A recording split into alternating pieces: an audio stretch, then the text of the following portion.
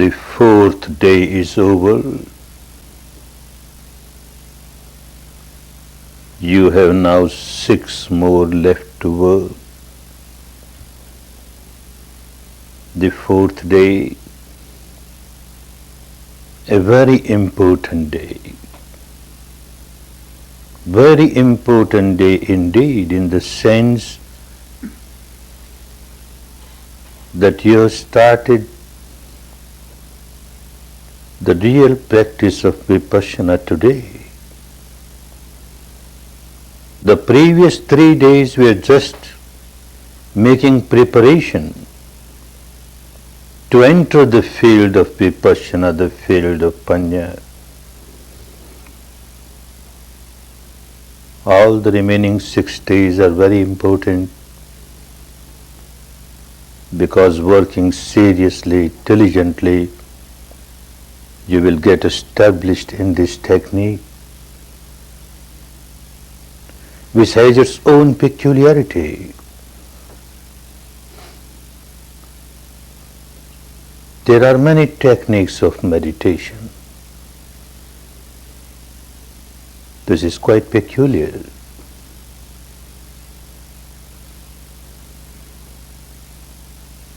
One can start meditating by contemplating something, a part of the scriptures, words of some sages or saints. You keep on contemplating. Your mind gets concentrated. Good. It helps you. Or you start verbalizing some name, some word, again and again mentally your mind gets concentrated. It helps you. Or you start visualizing an imaginary shape or form of this God or that goddess, this saintly person or that saintly person, and repeatedly you imagine, your mind gets concentrated. Good. It helps.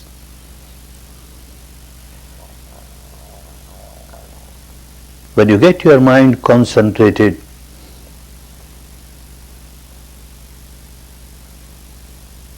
you will find that a change has started at the surface level of the mind, provided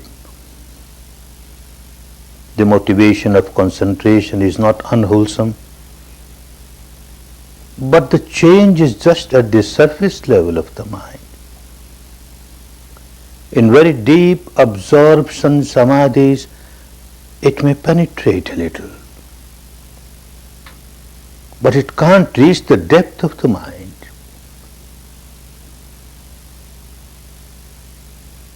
What you call in the Western psychology the conscious mind, the surface of the mind, works when you meditate with verbalization, with visualization, imagination. It does not touch the depth of the mind. And all our problems lie in the depth of the mind, at the root level. Our defilements have their roots deep inside. This is the storehouse, and it is so fertile. You may cut a particular defilement from the top level, you may cut even the trunk, but the root remains. And so long as the root remains, it can sprout again, it will sprout again, and will again grow. You are not liberated from this. This was the enlightenment of Gautama. He became enlightened, he became Buddha, because he realized that unless you take the roots out, roots of your impurities, if they are not taken out totally, you are not liberated. And he found out a way. He worked on this, got liberated. And then with all the compassion, love, goodwill started distributing it. We are fortunate. We have the same technique with us. And you have taken today, most of you, the first step on the path of Vipassana. Most of you, for the first time, you have taken a dip in the Ganges of Dhamma within, in the Ganges of reality. Otherwise, from the time one has taken birth, open eyes, started seeing things outside, outside, outside. All the time the outside objects have become so predominant for you, you never care to know what's happening inside. Even if you try to meditate with closed eyes, you work with the objects outside, which you have read, which you have heard, which you have seen, and you contemplate all that. You never try to observe the reality as it is. And the reality as it is within the framework of the body is constantly changing. There is no stationary object on which you can keep your attention fixed. And this is very helpful to know that everything is changing and you are aware of it within the framework of the body. This is what he called in the language of those days, Nityam Kaya Gata Sati. Sati is awareness. Your awareness should be Nityam, all the time, Kaya Gata, within the framework of the body. And you started learning how to keep your attention within the framework of the body with the reality that manifests from moment to moment, from moment to moment. Later on, as you develop the technique, you become more and more established in the technique. Then in your daily life also, whatever you do, you don't lose the contact of the reality inside, and you find your mind remains very balanced. In every situation, it remains very balanced. Now at this stage, you have to learn how to be aware of the reality within the framework of the body at the experiential level. In the language of Buddha, language of those days of India, the word Vedana was used. And Vedana means experience, a feeling, a sensation. You are not just contemplating, you are not just imagining, you are not just intellectualizing. You are just feeling, actual feeling. You are really experiencing it. And that was Vedana. And this is what you have started doing, feeling the reality from head to feet, from head to feet. This base should not be lost. You have to maintain the awareness of the feeling within the framework of the body. Now questions arise about the technique. You have taken the first step. Some questions might arise in your mind also. There are common questions which come in the mind of the students. Let us deal with them now. One question that keeps coming is, why move from head to feet? Why move? Even immobile, I can feel things happening here, here, here. Then why move? It is said to be a choiceless observation, a effortless observation. Let things happen and I will observe. Why make even this effort to move? Good question. But understand why you move. Not to satisfy a particular tradition. It has its own purpose. If you don't move, then you feel a very strong, intense sensation somewhere, your attention goes there. Suddenly something else starts somewhere else, your attention goes there. You will be moving from part to part where you get gross, intensified, solidified sensations.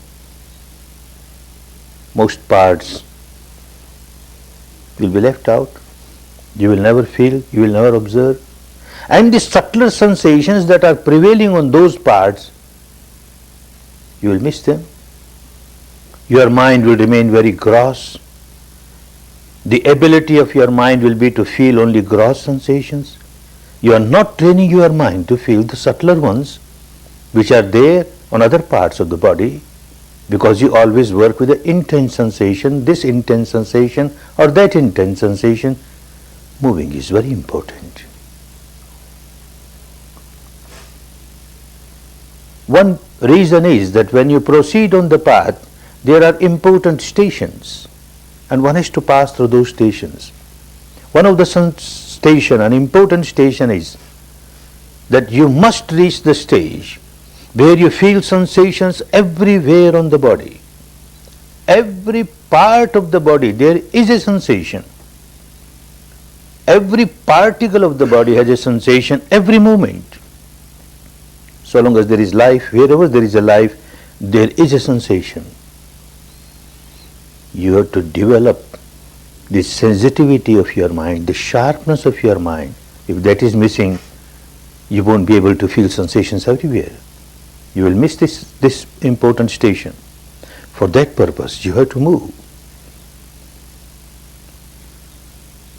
Then the question comes, if you have to move, all right, we move, then why in an order? And why in this particular order? This particular order is not necessary. If this order does not suit you and some other order suits you, go ahead, any order, but maintain that order. Because unless you move in order, again and again the same order, you don't know, you might be missing certain parts. And as I said, we don't want you to miss any part of the body. Move in order, very important. Another question, a practical question comes. While you are moving in order, you have reached a certain part, and suddenly an intense sensation starts on an area which you have left already. Or a sensation starts on an area where you have not yet reached. Shall I make a jump and go there? Oh no, never do that.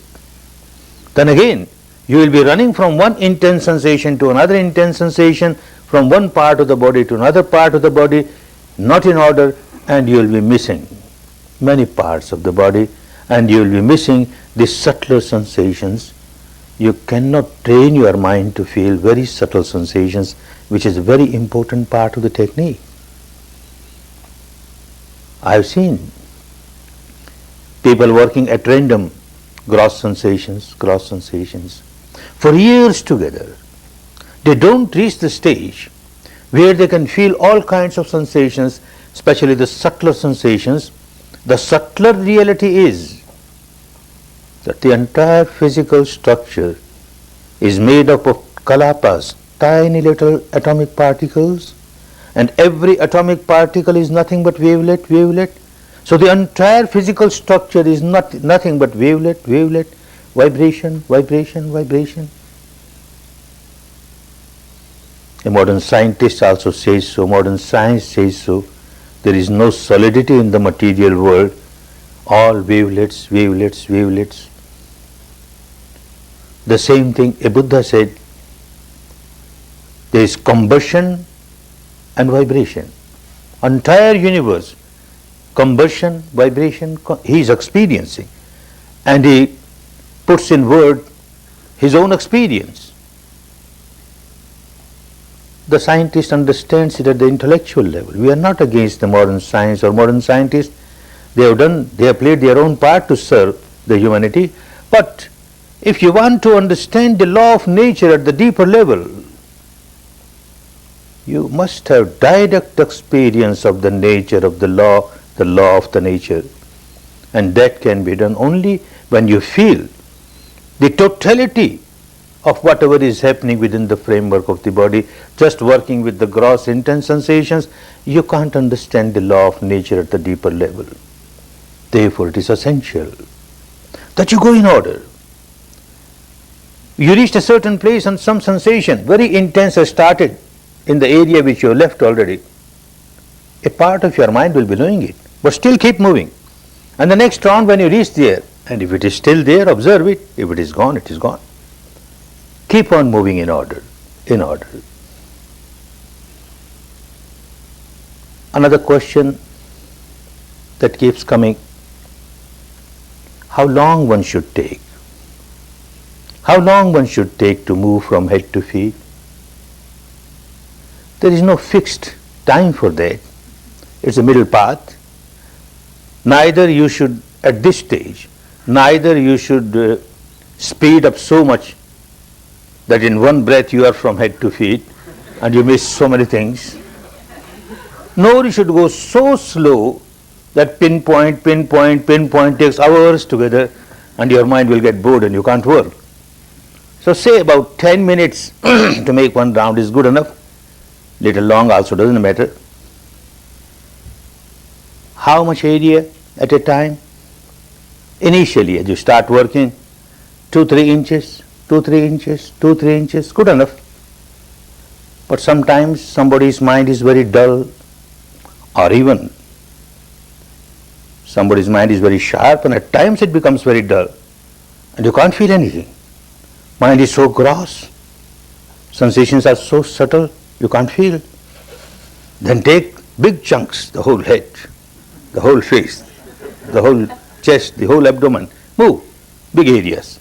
You get one sensation somewhere, good, move. And keep moving, and you will find slowly you get sensations everywhere. You will reach a stage where you get sensation all around. The tiniest spot you will get sensation. You have to work very patiently, very patiently. Another question that keeps coming, shall we feel the sensations just on the surface of the body or also inside? At this stage, when you started working on this technique, better first work on the surface. Within these 10 days, most of you might reach the stage where you will be able to penetrate and go deeper inside, piercingly, penetratingly, and you will feel sensations everywhere, outside, inside, but not now. First, let your mind be strong enough, sharp enough to feel the reality at the surface level. Of course, in some cases, it just happens naturally. A student comes and reports that I have started feeling something inside, nothing wrong. If naturally something happens, it happens. But intentionally you have to work on the surface of the body at this stage. One point should be very clear as to what the sensation is. The word sensation, if it is not clear in your mind, you may be just looking for something and will remain confused. It is so simple, understand it. I keep on repeating. Sensation is whatever you experience at the physical level. At the bodily level, whatever you feel, it is a sensation.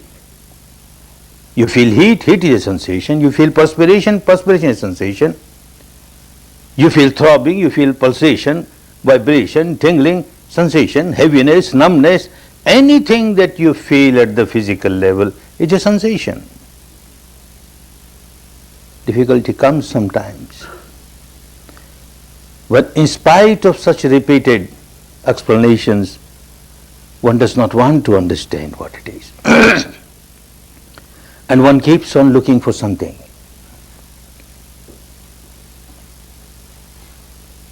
Many a times we come across cases where someone says, no, I don't get any sensation. Like tomorrow your assistant teachers will examine you and they will question you, any sensation? And one amongst you might say, no, no sensation, no sensation. And the second question he or she will ask, could you sit for 1 hour without changing your posture? Oh no, I had to change so many times. Why? There was so severe pain. severe pain and yet no sensation. There cannot be a more intense sensation than pain.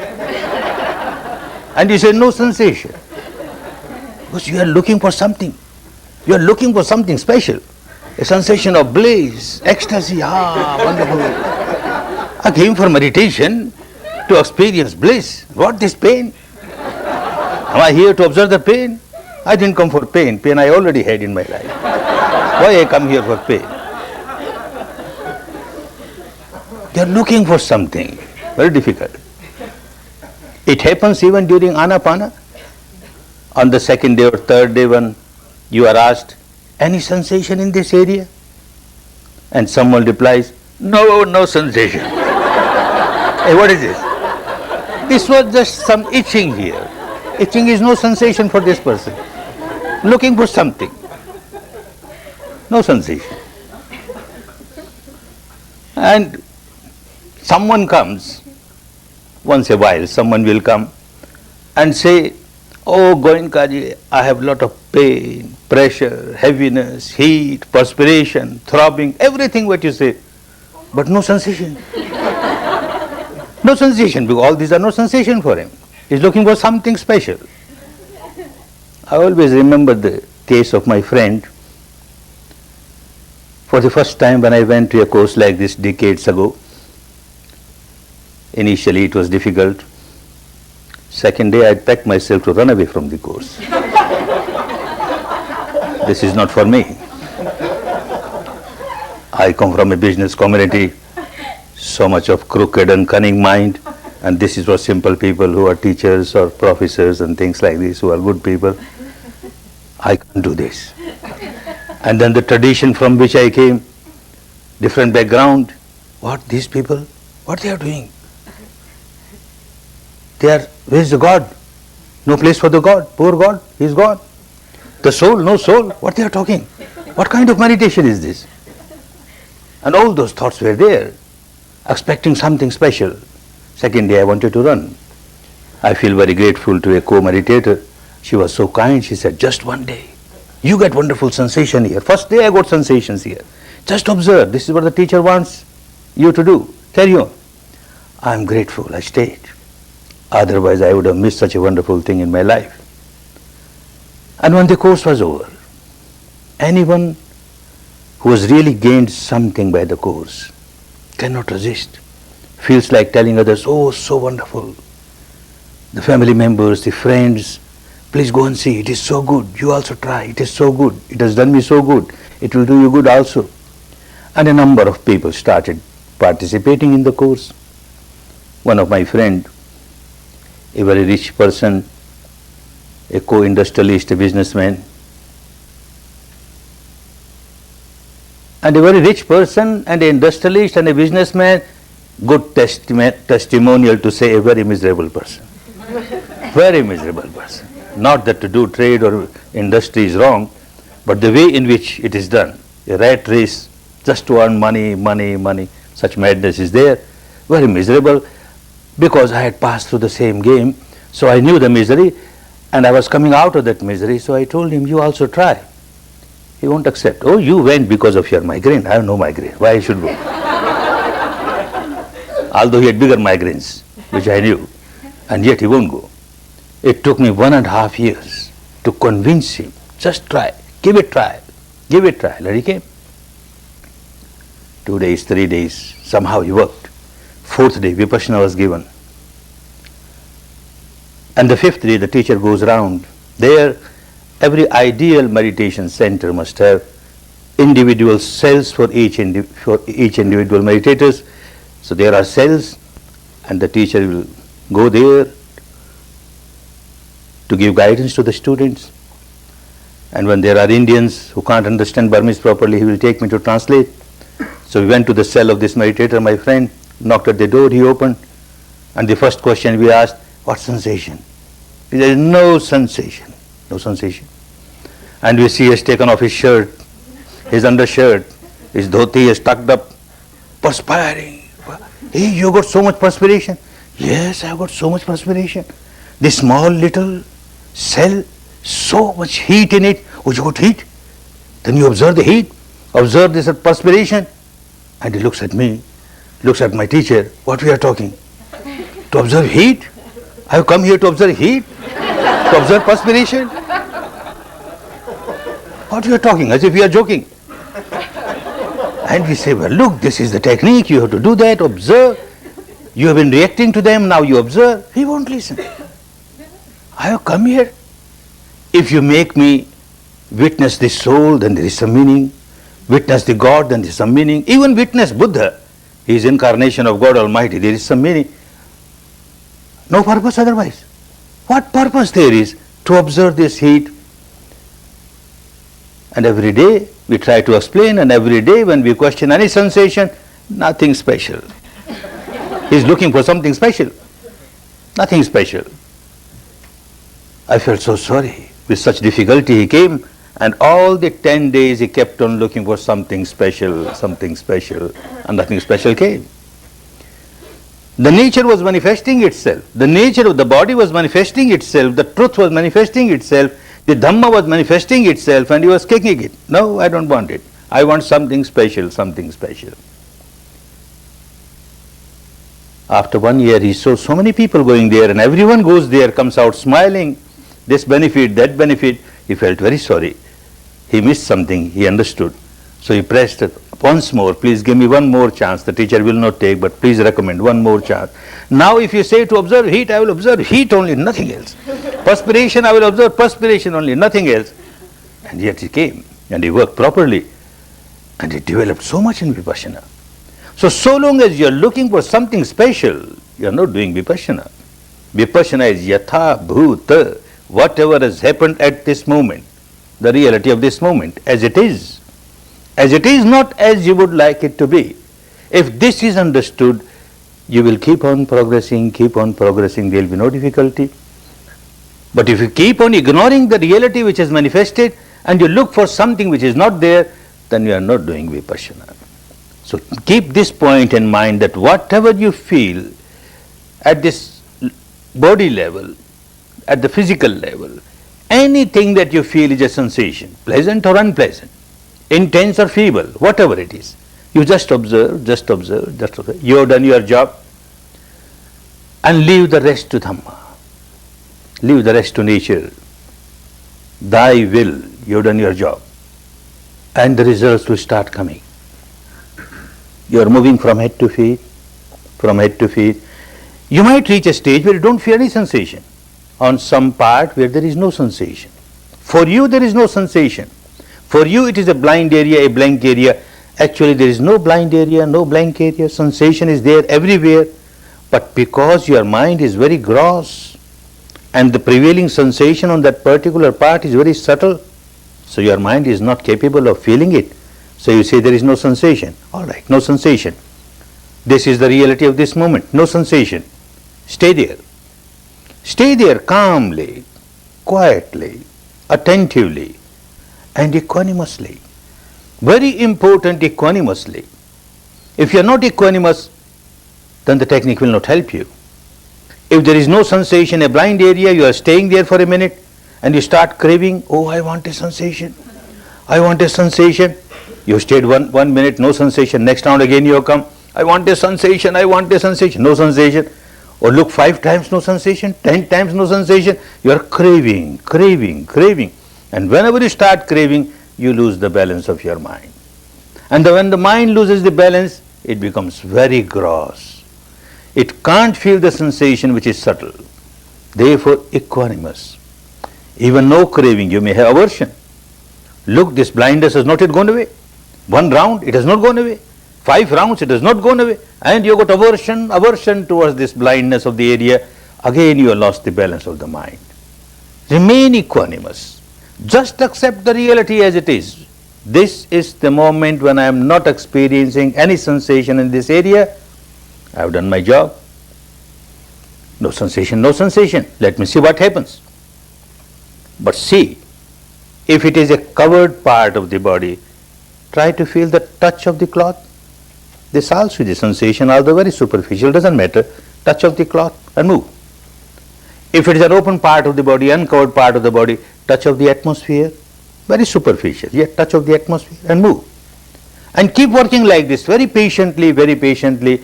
Soon you will reach the stage where you will start feeling sensations everywhere. Two aspects of this technique. One is develop your capability, sensitivity of the mind to feel sensations everywhere of all different types. And the second, learn how to observe it objectively. Try not to react. You are learning this technique to change the habit pattern of your mind at the deepest level. The deepest level of the mind, what you call the unconscious mind, actually it is not unconscious. Every moment, day and night, it is feeling the sensation on the body. It is experiencing sensation on the body. Every type of sensation, whatever comes up from moment to moment, it keeps on feeling. And it keeps on reacting to them. If the sensation is pleasant, it will react with craving, clinging. If the sensation is unpleasant, it will react with aversion, hatred. This habit pattern of this deep unconscious mind, all the time craving, hating, craving, hating, craving, hating, you have to turn this habit pattern. And for that you have to reach the stage where this habit pattern is prevailing. That means the deepest level of the mind where you feel sensations and you don't crave and you don't hate. You just observe and understand, look, it is changing, it is changing, it is changing. As you keep on working on it, realities of nature will become clearer and clearer. The law of nature will start revealing itself. The law is law everywhere, outside, inside. The entire universe is governed by the same law. Animate, inanimate. You can try to understand this law at the intellectual level when you see things happening outside. But you cannot experience it. You can experience only when you feel things within the framework of the body. Then you are experiencing it, and then it becomes very clear. There cannot be any confusion. There cannot be any doubt. And this is what he did. Although born in a royal family, a prince, it was peculiar. The prince was not born in a royal palace. He was born under a tree, open nature, open sky. At the age of about 5 or 6, it so happened, he was sitting under a tree and he just started meditating, observing respiration, and went in very deep samadhi, deep absorption samadhi, under a tree, open nature. The first taste of meditation, the samadhi. At the age of 35, he went out, again under a tree, got fully enlightened. And then out of compassion, started distributing this wonderful technique to others and started rotating the wheel of Dhamma. The first teaching he gave, again under a tree, open nature, open sky. And at the ripened age of 80, he passed away under a tree, open nature, open sky. All the important events of his life under a tree, open nature, open sky, he studied the nature so thoroughly.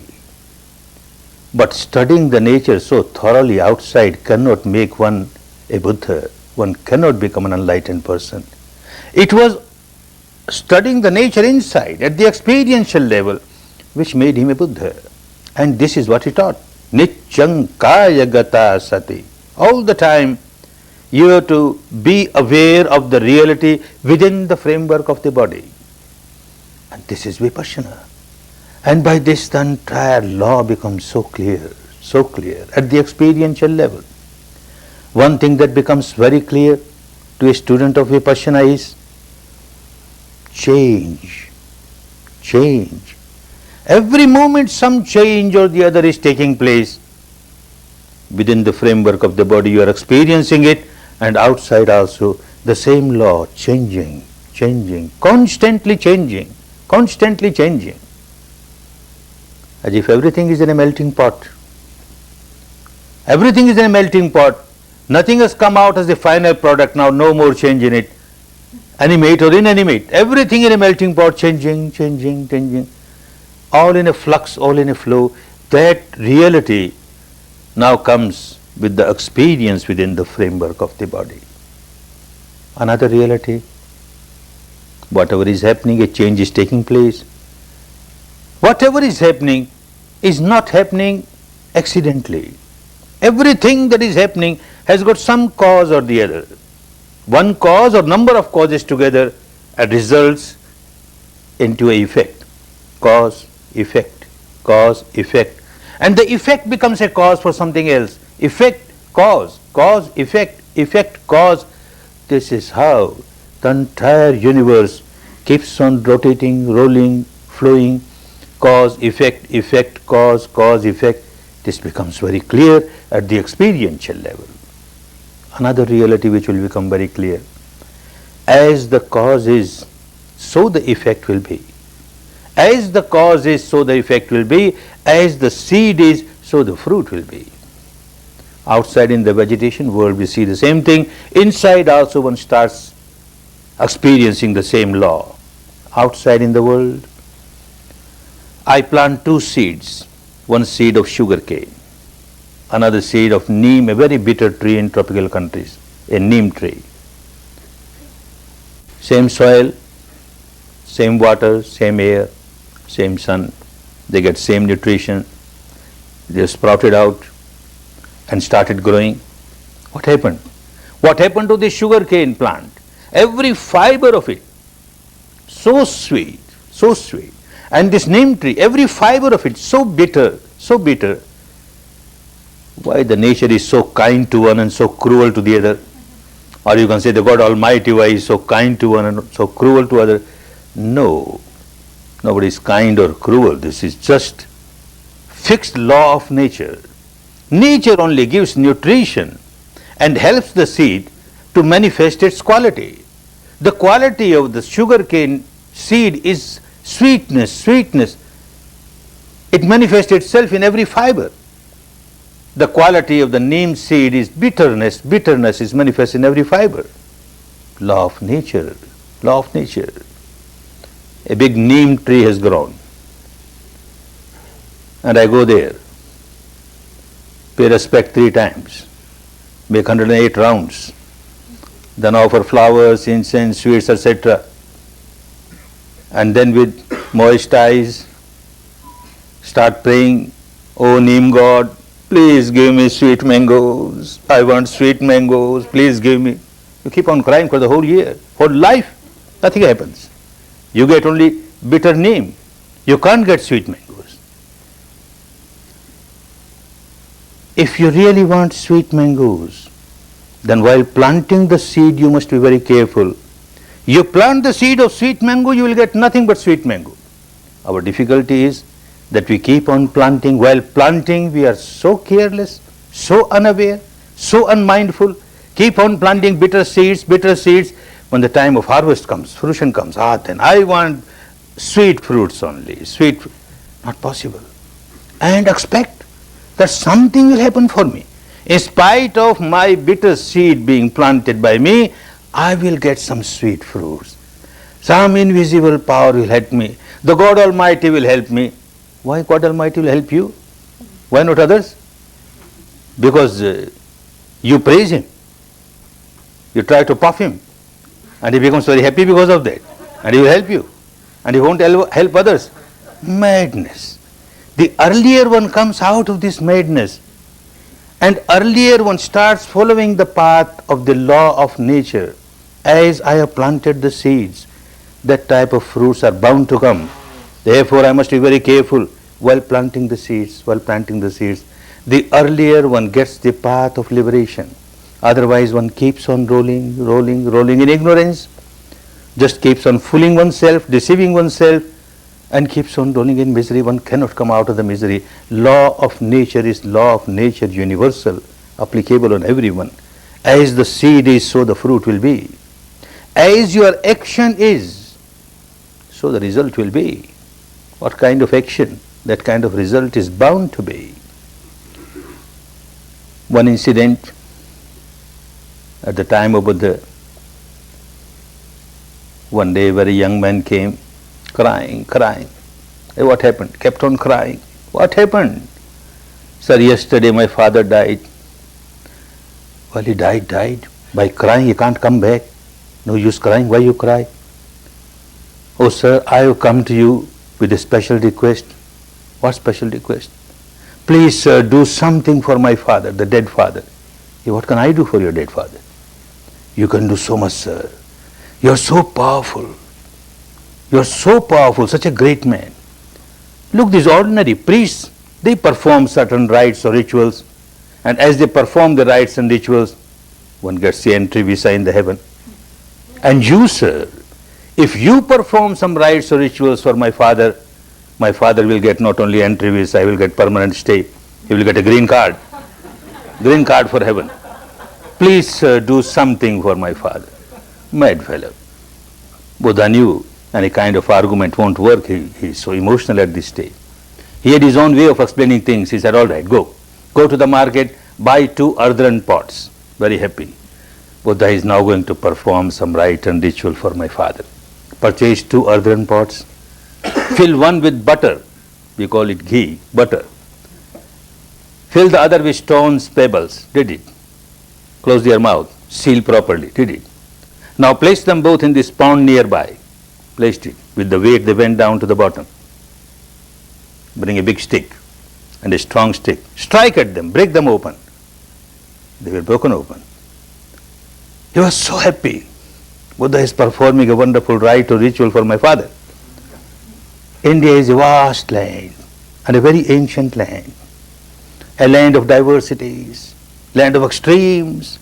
You find people reaching the stage of full enlightenment like Buddha, and you find people so ignorant, rolling in all these blind faiths and beliefs and dogmas, etc.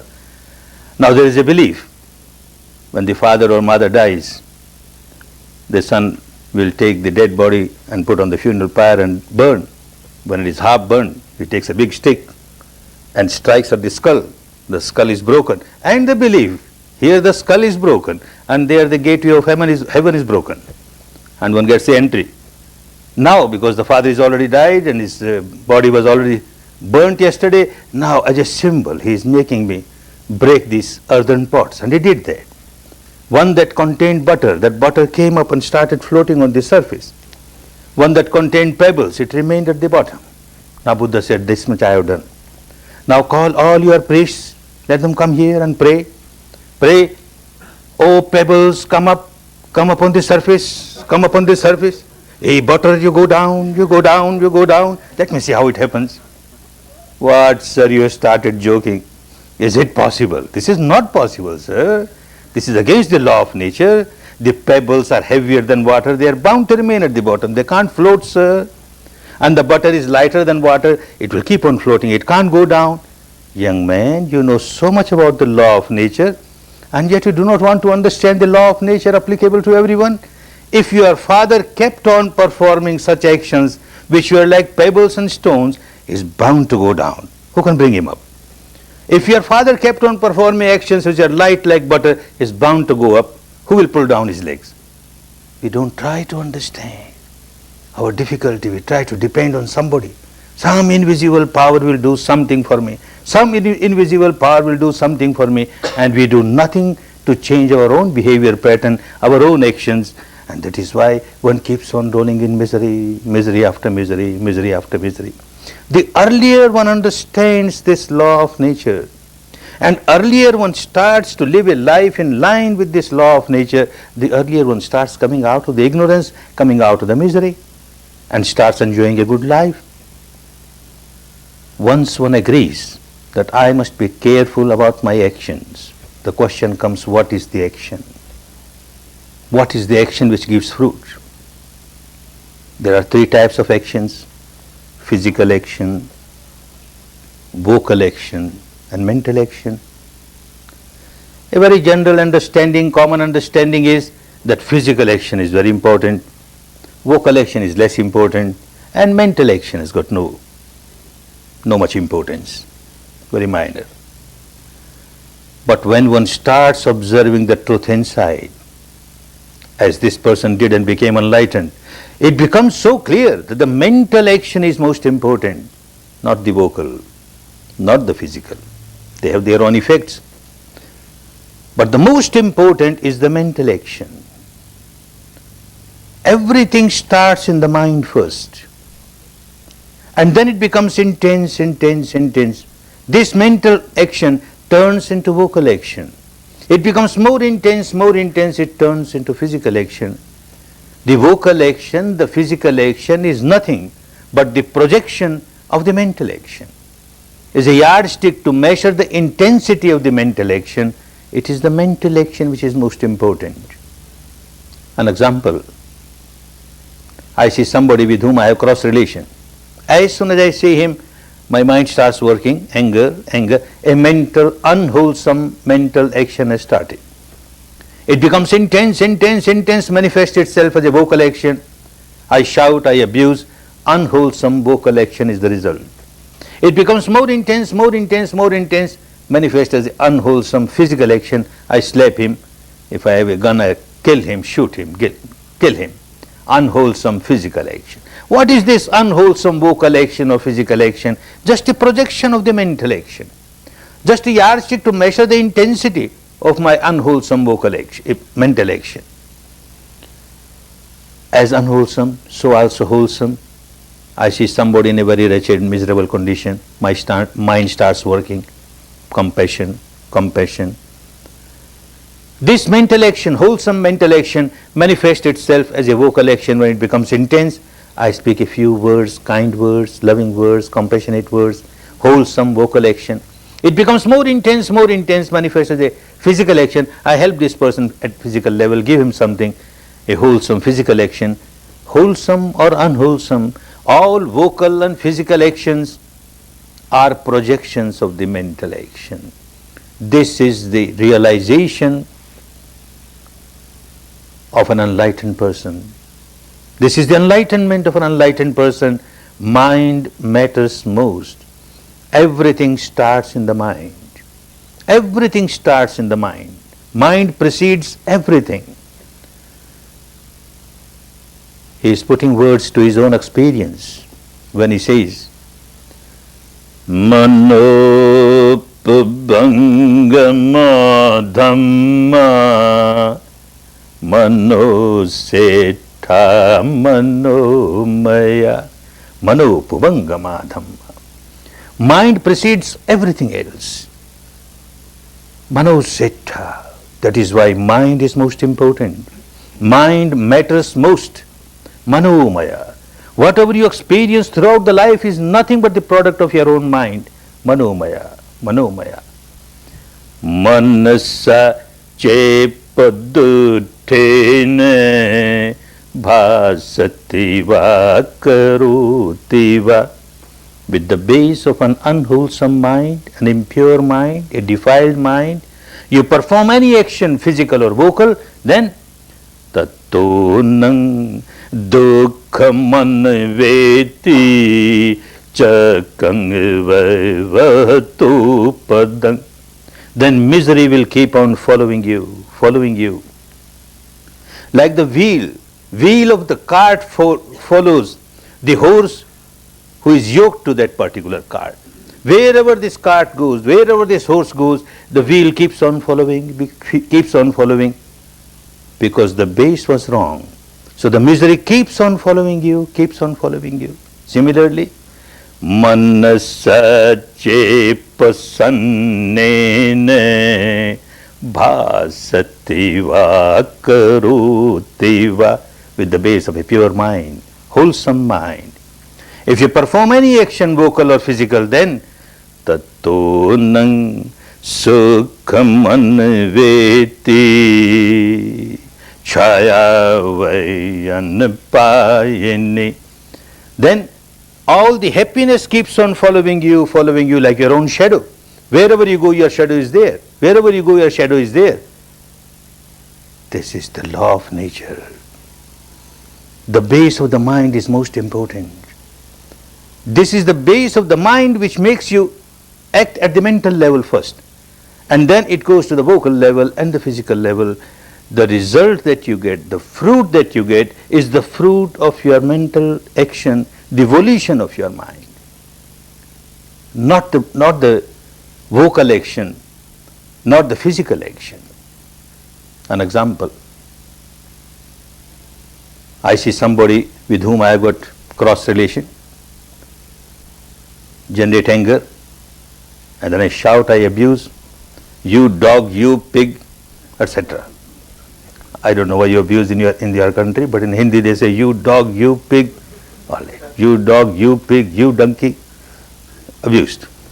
One incident over. Another incident. I see my grandchild having come, played in the mud somewhere and soiled all the cloth. I say, you dog, you pig, you donkey. Same words.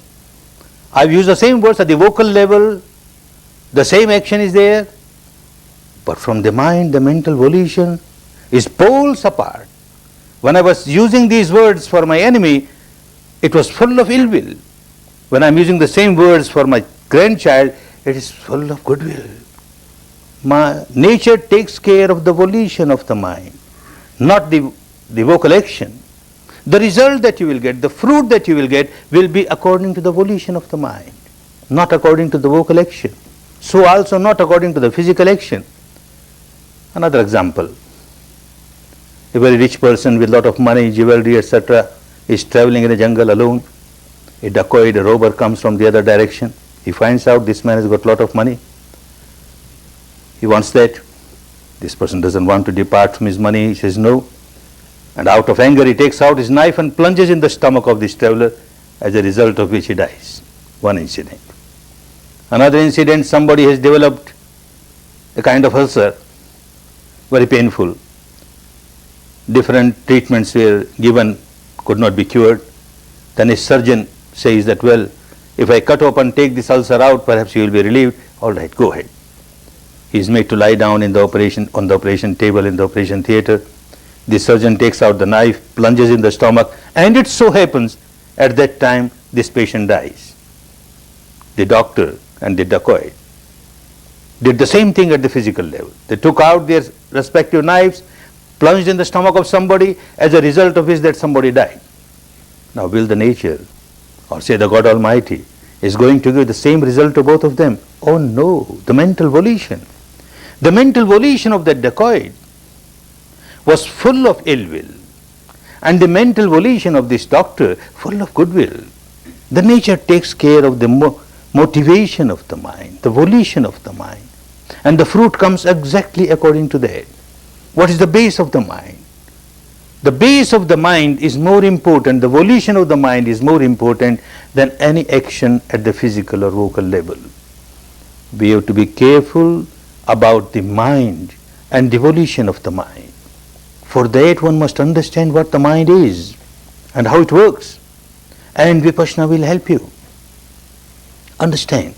The whole technique is to divide, dissect, disintegrate, dissolve the entire physical structure.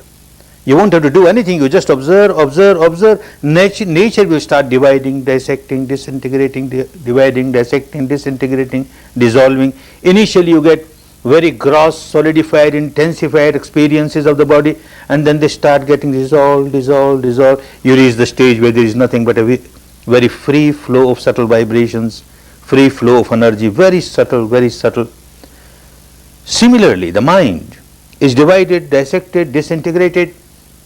One who becomes fully enlightened examines the entire mental and the physical structure. The physical structure, dividing, he reaches the stage, the tiniest subatomic particle, which he calls Attakalapa, 8 things joined together, they cannot be further dissected. Similarly, mind dividing, the mental contents, dividing, dissecting, one reaches the stage where one finds there are 121 types of mind, 52 types of mental contents, which you call mental concomitants. Every mind arises with one concomitant or the other. At this stage, when you just started the kindergarten of Vipassana, no use even to remember those 52 and 121 minds and mental contents. Now the 4 major portion of the mind, if you understand them and if you understand how they function, you will be experiencing them, that will be very helpful. the four major segments of the mind. First segment of the mind. In the language of those days, in Buddha's words, it was called Vijnana. The nearest English translation of that can be consciousness. First part of the mind, consciousness. Its job is to cognize. All the six sense doors we have, the eyes, the ears, the nose, the tongue, the body, skin and the mind.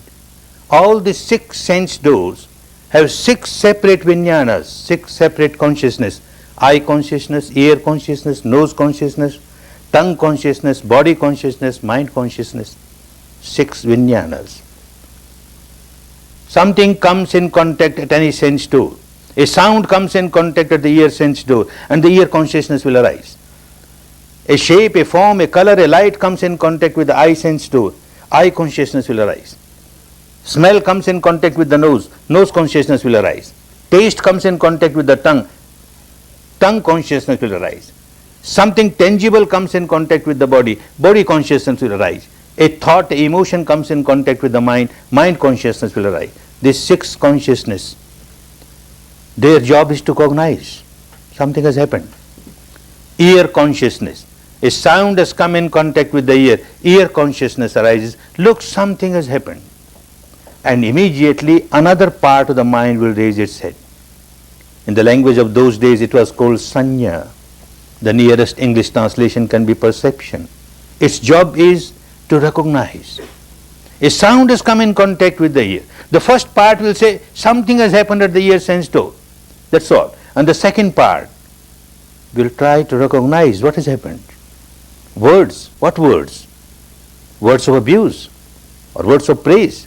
It recognizes with all the experience of the past, all the conditioning of the past and all the memory of the past, it recognizes. And not only recognizes, it gives an evaluation. Words of abuse, oh, very bad. Words of praise, ah, wonderful. And as soon as this second part has done its job, third part starts working. In the language of those days it was called Vedana, sensations, experiencing sensations on the body. As soon as evaluation is given that these are words of praise and wonderful, you will notice there is a flow of very subtle and pleasant vibrations. Throughout the body there is a flow of pleasant vibration because the evaluation is that these are very good words. Words of abuse and evaluation given very bad, and you find there is a flow of very unpleasant sensation on the body. The third part of the mind experiences sensations on the body, pleasant, unpleasant. And then immediately the fourth part of the mind raises its head. In the language of those days it was called sankhara. Its job is to react. This word, remember, I will be using it again and again throughout this coming 6 days. Sankhara. It is actually the motivation of the mind, the reaction of the mind. And it is something which is a heap of action. The first cognizing is not an action, it will not give any fruit. Recognizing is not an action, it won't give any fruit. Feeling is not an action, it won't give any fruit. But this sankhara, the reaction, this is an action. This gives fruit. Because you repeatedly, you keep on repeating it, words of praise, pleasant sensation, and this part of the mind keeps repeating, I want it, I want more, I want more, craving, clinging, continuously craving, clinging. Words of abuse, unpleasant sensation, this part of the mind reacting, aversion, hatred, I don't like it, I want to get rid of it, aversion, continuous aversion. This sankhara, this is the volition of the mind which results into mental action, and this gives fruit. How deep is your sankhara? How strong is the seed? What is the quality of this sankhara? That kind of fruit will come. There are three types of sankharas. One keeps on generating three types of sankhara. Wholesome, unwholesome, leave aside. Three kinds of sankharas. One is like a line drawn on the water. As you draw, so it gets eliminated. As you draw, so it gets eliminated. Second is like a line drawn on the beach, sand. Morning you have drawn a line, by evening it got eliminated. And the third is like a line drawn on rock, deep line with chisel and hammer, very deep. It takes years together to get it eradicated, but very deep line. This third one is very dangerous.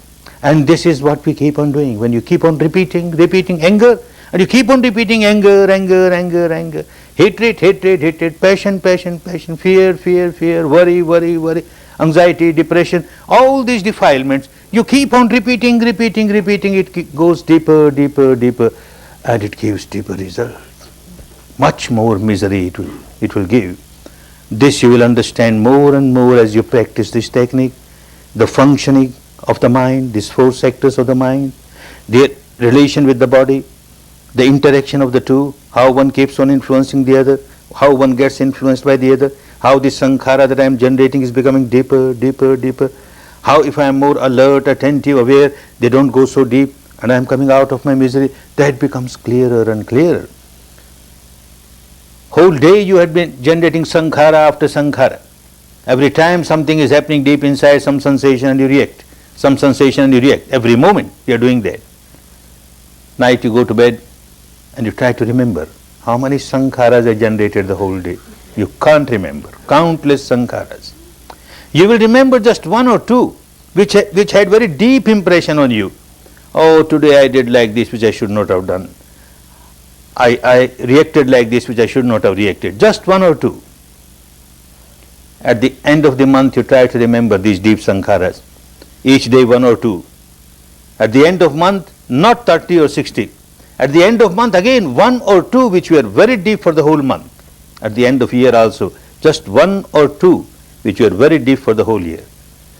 Similarly at the end of the life, whether you like it or not, some sankhara which is very deep will come on the surface. At the time of death, that moment, the mind moment, is carrying this type of sankhara. The next mind is a child of this mind.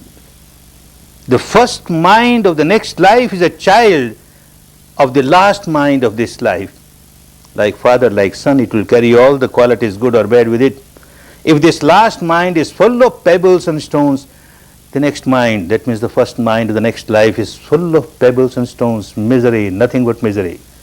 And if this last mind of this life is full of butter, light, then the next mind is automatically full of butter. It is a product of the last mind. Last mind is very important. That means one has to learn how to die. Die smilingly. And this is what Vipassana teaches you. Anyone who gets established in Vipassana, even little bit established, we have noticed that of course everyone dies, even a Vipassana meditator has to die. Vipassana meditators, when they die, there is not a single case, only one case little doubtful, otherwise hundreds who have died. Not a single person has died unconscious, not a single person has died crying or with fear. Everybody dies consciously and smilingly. Oh, death is coming, with this sensation, coming, has come. So, you observe. Why cry? There is a promotion, there is no demotion. People cry because they see demotion. There is demotion, so they cry. When there is promotion, no crying. You are going in a better place, you are being promoted. Vipassana meditator never cries in death, learns the art of dying. And art of dying will be only perfect when you learn art of living. If you keep on crying whole life and then you want at the time of death I will smile, impossible.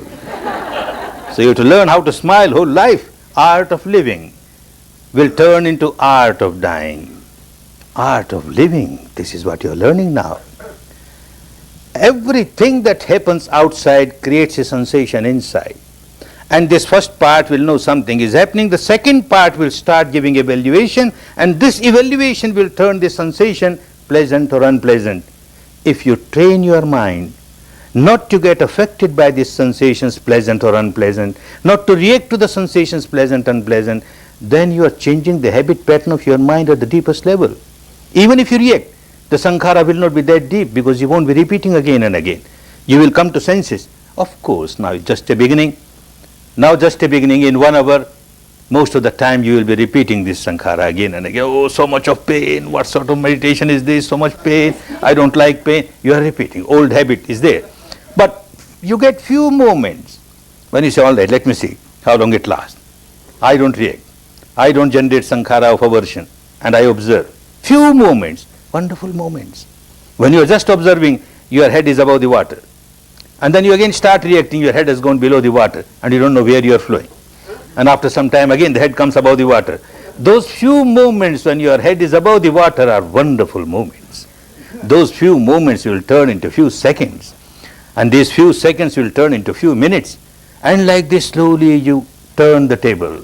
You change the habit pattern of your mind. You come out of this misery.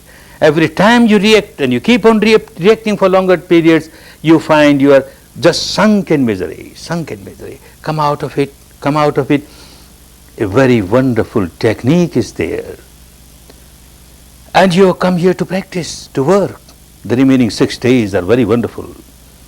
Try to get as much established as you can in the technique and make use of it for the whole life. Make use of it. The remaining 6 days are very valuable for you. Every moment is very valuable. The wonderful technique is there. The path is there. The law is there. The nature is there. The reality is there. Keep on observing it, observing it, observing it. Make best use of the time.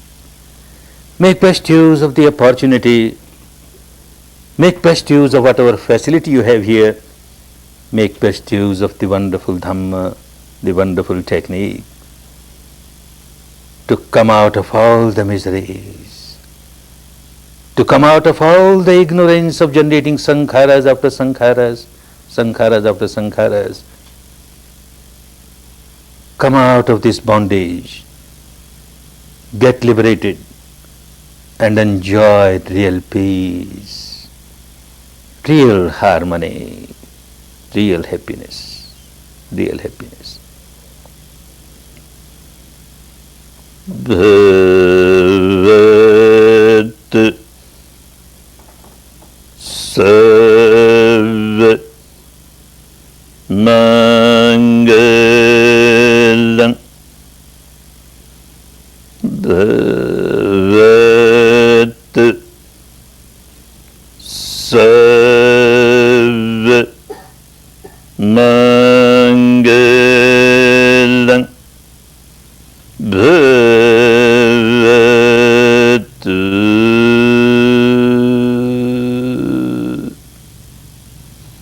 Sarva